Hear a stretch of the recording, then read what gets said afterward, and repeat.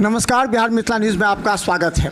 देखिए, आज हम मधुबनी लोकसभा के 3 विधानसभा में दौरा कर रहे हैं और ख़ासकर हम कई ऐसे घरों में भी गए जाकर के जहां मिट्टी के चूल्हे में खाना बनाती महिलाएं मिली। इसके अलावा कुछ ऐसे लोग जिन्हें सरकार से फ़ायदा हुआ तो कुछ लोग नाराज़ हैं। अब हम सीधा बता दें, बिस्फी के बाद पहुंचे हैं जाले में भी हमने दिखाया एक दो जगह। हमारे साथ जीवेश मिश्रा जी हैं जो विधायक हैं, पूर्व मंत्री रहे हैं। इनके कंधों पर एक बड़ी जिम्मेवारी है। जिम्मेवारी ये है कि जिस जाले को फातिमी जी ने अपने प्रतिष्ठा का विषय बना करके मधुबनी से चुनाव लड़ा है, उस जाले में 70,000 से पिछली बार जो लीड किए थे, इस बार क्या होगा? इस बार आपके खिलाफ बहुत लोग मैदान में हैं, एक साथ कैंपेन कर रहे हैं। वो सब हवा हवाई हैं। जो लोग कैंपेन कर रहे हैं वो सब हारे हुए खिलाड़ी हैं, सब थके हुए लोग हैं, सब लूटे हुए लोग हैं। जनता के बीच उनका कहीं कोई जनाधार नहीं है। इसलिए जाले विधानसभा के अंदर जहाँ तक जाले का सवाल है, वो जाले विधानसभा को अगर अपनी इज्जत समझकर फातिमी जी चुनाव यहाँ लड़ने आए हैं तो आप ये मान कर चलिए उनकी इज्जत तब तो लूट चुकी है। जाले के अंदर पिछली बार 70,400 मतों से लीड था भारतीय जनता पार्टी का, और हमारे ईमानदार कार्यकर्ताओं का इस बार लक्ष्य है कि उस 70,400 को हम लोग पार करें। आप जब यहाँ आए होंगे तो हमारे वरिष्ठ कार्यकर्ता डॉक्टर राघवेंद्र प्रसाद जी के नेतृत्व में, जो 1995 में यहाँ चुनाव लड़े थे, उनके नेतृत्व में हम लोगों का अभी रणनीति बन रहा था कि किस प्रकार जाले में 70,400 को क्रॉस करें। और हमारे पास बुलेट प्लान है, इसका सिस्टमेटिक प्लान है, बूथ वाइज प्लान है, किस प्रकार इसको अचीव करेंगे। और जब रिजल्ट आएगा 4 जून को तो आप देख लीजिएगा, डंके की चोट पर 70,400 को जाले में पार करेंगे। आपको भी क्षेत्र में घूमते होंगे, कई विधायकों को भी हमने देखा परेशान होते हुए। सभी ने कहा कि सांसद नहीं आते हैं, हमने चेहरा नहीं देखा, मुलाकात नहीं करते हैं, परेशान लोगों से मिलते नहीं, आते नहीं हैं। तो क्या लगता है प्रत्याशी की वजह से इस बार थोड़ा सा परेशानी हो रही है? कोई परेशानी नहीं है। हमने तो नामांकन के दिन प्रत्याशी के जो हमारे सांसद भी हैं उनके द्वारा किए गए कार्य को विस्तार पूर्वक रखने का काम मधुबनी में किया था। कई बार जानकारी के अभाव में भी लोग इस प्रकार की बातें बोलते हैं, लेकिन सांसद का क्षेत्र बड़ा होता है। सांसद विधायक के जितना क्षेत्र भ्रमण नहीं कर सकता है, उसके ऊपर संसदीय कार्य की भी जिम्मेदारी होती है। विधायक मुखिया के जितना क्षेत्र में नहीं घूम सकता है और मुखिया वार्ड मेंबर के जितना क्षेत्र में नहीं घूम सकता है। इस बात को महान जनता को भी समझना पड़ेगा, और मुख्य रूप से जो लोकतंत्र का चौथा स्तंभ है मीडिया, उनको भी समझना होगा कि एक सांसद एक विधायक के जितना नहीं घूम सकता है क्षेत्र में, एक विधायक एक मुखिया के जितना नहीं दिख सकता है क्षेत्र में, और एक मुखिया एक वार्ड मेंबर के जैसा नहीं दिख सकता है क्षेत्र में। इसके भौगोलिक और 5 साल तो होते हैं, 5 साल में तो 5 साल के अंदर 6 लाख परिवारों में एक व्यक्ति चला जाए, ये संभव मनोज जी नहीं है। और वो भी तब जब 4 महीने कम से कम सदन साल में चलता है, उसके बाद आप कमेटी के मेंबर होते हैं, उसकी भी जिम्मेदारी आपके ऊपर होती है। तो जिन लोगों को गांव में हम दिख जाते हैं वो कहते हैं विधायक जी आते हैं, और जिन लोगों को हम नहीं दिखते हैं वो कहते हैं जनप्रतिनिधि नहीं आते हैं। तो ये थोड़ा विशेष किसी भी सांसद के साथ बना रहता है। अब मैं किसी दूसरे लोकसभा में था तो वहाँ हमारे सांसद, दोनों सांसद का गुणगान हो रहा था कि मधुबनी दरभंगा के तो बहुत अच्छे काम करते हैं और हमारे यहाँ के लोग थोड़ा कम आते हैं। तो ये हर को लगता है कि मेरे सांसद मेरे यहाँ कम आ रहे हैं, और दूसरे लोकसभा के लोगों को लगता है कि उनके सांसद ज़्यादा काम कर रहे हैं। ये कोई विषय नहीं है, और इस आधार पर चुनाव का फिजा भी नहीं है। इस बार का चुनाव तो आपको मालूम है कि एक तरफ राष्ट्रवाद है, एक तरफ राष्ट्रवादी लोग खड़े हैं, तो दूसरे तरफ परिवारवादी लोग खड़े हैं। एक सवाल है कि लोग कहते हैं कि मोदी जी को देख के हम वोट देने, प्रत्याशी को नहीं देंगे। दरभंगा में भी कह रहे हैं, तो प्रत्याशी का भी दायित्व बनता है कि स्वाभाविक है ना कि मोदी जी हमारे नेता हैं। मोदी जी दुनिया के सबसे लोकप्रिय नेता हैं, और मोदी जी इस देश के सर्वप्रिय, मनप्रिय, जनप्रिय, लोकप्रिय नेता हैं। तो इतने शानदार जानदार नेता जब हमारे पास होगा तो ये तो सहज स्वाभाविक बात है कि लोग उनको देखकर वोट करेंगे। और उनके सामने कोई भी सांसद का प्रत्याशी आएगा तो ये सहज स्वाभाविक है कि उसका कद छोटा हो जाएगा। अच्छा, फातिमी जी ने हमारे साथ एक इंटरव्यू में कहा था कि अशोक यादव एक भी काम गिना दें मैंने तो हम नॉमिनेशन हम वापस ले लेंगे। आप शायद देखे होंगे, उन्होंने कहा। कहिए वो अपना नामांकन वापस ले ले। अगर वो सच बोलते हैं, सत्य बोलते हैं, तो उनको कहिए वो अपना नामांकन वापस ले ले। अभी टाइम बचा हुआ है 2 दिन, ले ही लेना चाहिए उनको, इसलिए कि सांसद जी के काम को मैंने उनके ही नामांकन में मंच से सुनाया था डेटा के साथ, और दम है फातिमी जी में तो चुनौती देकर देख लें, उस डेटा को मैं जवाब कोर्ट में दे दूंगा। दम है तो दे दें। और सांसद जी ने कितना काम किया है, एक एक चीज़ का लिस्ट है, कितना सड़क PMGSY फेज़ 3 में बना है, उस सब की सूची है। तो फातिमी जी को थोड़ा ज्ञान वर्धन करना चाहिए, नॉलेज लेने के बाद इस प्रकार का बयान देना चाहिए। मैं उनके ऊपर कोई क्रिया प्रतिक्रिया नहीं देना चाहता हूँ, इसलिए नहीं देना चाहता हूँ कि 15 से 20 में उनके पुत्र के साथ उस सदन का मेंबर होता था, जिस सदन में उनके बेटे होते थे। इस नाते मैं उनकी थोड़ी सी इज्जत भी करता हूँ, लेकिन इस प्रकार का अगर अनर्गल प्रलाप करेंगे तो पार्टी लाइन पर जवाब तो देना पड़ेगा।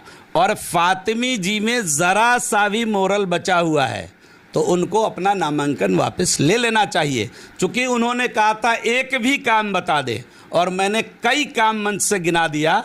फातिमी जी को अपना नामांकन वापस ले लेना। एक बड़ा काम बता दीजिए ताकि उनको सुनने वो भी देखेंगे तो लगेगा एक बड़ा काम। 594 PMGSY सड़क बना है मधुबनी लोकसभा के अंदर, और केवल फेज़ 3 की बात करिएगा तो फेज़ 3 में 30 से अधिक सड़कें मधुबनी में बना है। इस जाले विधानसभा में 30 किलोमीटर से अधिक सड़कें फेज़ 3 के अंदर PMGSY में बना है। तो इसलिए फातिमी जी थोड़ा जानकारी लेकर बोलते थोड़ा अच्छा होता। और जिस जाले में आप हैं महोदय मान्यवर, आप यहाँ से अभी जाइए और यहाँ से केवल 2 किलोमीटर दूरी पर अडानी ग्रुप का साइलो आया हुआ है, जिससे आज सीधा किसानों को लाभ होगा।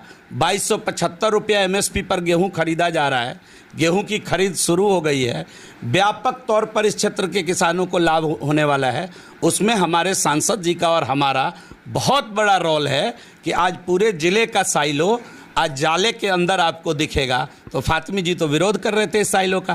फातिमी जी लोग तो किसान विरोधी है, उनकी राजद तो कमेटी बना के आई थी, कमेटी भी रिपोर्ट दी और कमेटी रिपोर्ट दी थी। तो फातिमी जी कहाँ सो रहे थे उस समय? अगर जाले में चुनाव लड़ना था तो किसान का विरोध क्यों करा रहे थे?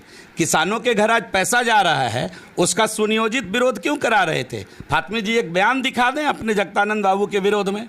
तो ये सब काम विरोधी लोग हैं, भ्रष्टाचारियों की जमात है, परिवारवादियों की जमात है। और ये पूरी लड़ाई इस देश की राष्ट्रवाद एक तरफ है, राष्ट्रवादी लोग एक तरफ है, और परिवारवादी लोग एक तरफ है। तो परिवारवाद और राष्ट्रवाद के बीच का चुनाव है, या कोई मोदी और अशोक यादव का चुनाव नहीं है, या जीवेश और मनोज का चुनाव नहीं है, या राष्ट्रवाद वर्सेस परिवारवाद का चुनाव। रामनिवास जी और भी कह रहे हैं कि इस बार फिर हिंदू मुस्लिम कराना चाहती है, भाजपा करा के जीतना चाहती है।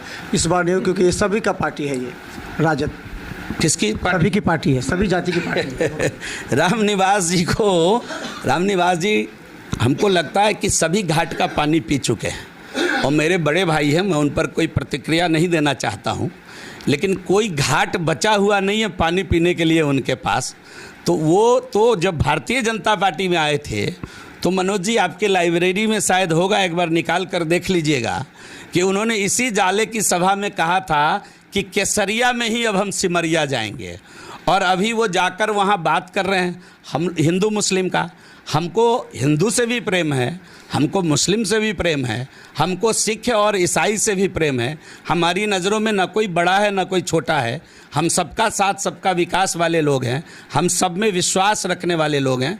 रामनिवास जी को इन विषय को समझना चाहिए। एम्स मुद्दे पर उन्होंने कहा कि ये एक बार मोदी जी ने स्टार्ट करा दिया एम्स, बोला कि एम्स चल रहा है। दूसरी बार कह रहे हैं कि हम थोड़ी सी उलझन था वो दूर हो गई। काबिल नेता अभी नहीं हो गए हैं, एक बार गलती से जीत गए। भारतीय जनता पार्टी सुसुप्तावस्था में पड़ी हुई थी यहाँ अपने कैंडिडेट को लेकर, इस कारण वो जीत गए। वो इतने काबिल नेता नहीं हो गए हैं, और इतने काबिल हैं भी नहीं कि वो आदरणीय मोदी जी पर अपनी प्रतिक्रिया व्यक्त करें।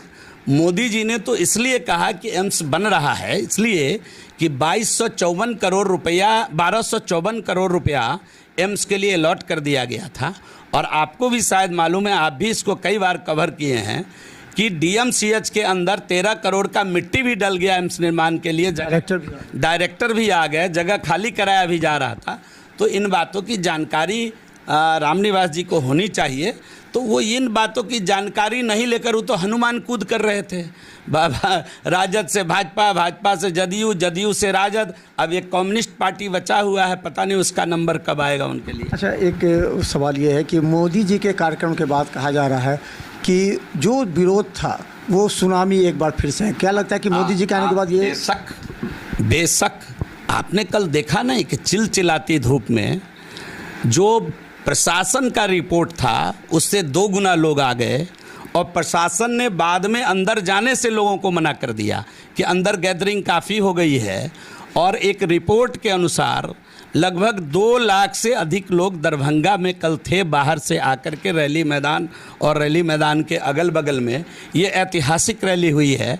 और हम समझते हैं कि मंदिर आंदोलन में जो आदरणीय लाल कृष्ण आडवाणी जी एक बार आए थे, उस समय की भी भीड़ को कल की भीड़ ने फेल कर दिया है। अब तक की सबसे बड़ी रैली दरभंगा में हुई है। ये आपके भी मीडिया के बंधु और हर ललित यादव ने कहा कि 5 लोकसभा से बुलाया गया है, इसीलिए इतना दिख रहा है। ललित जी खुशफहमी में रहें। ललित जी हमारे अच्छे मित्र भी हैं, विधानसभा में उनसे मिलना जुलना भी होता है, लेकिन ललित जी का तो आचरण दलित विरोधी रहा है, आपको भी मालूम है। ललित जी अपने आचरण को ठीक करें। ललित जी चाहे सर के बल भी खड़ा हो जाएंगे, हारेंगे तो 4 लाख से अधिक से दरभंगा में, ये बात आप लिख कर रख लीजिए।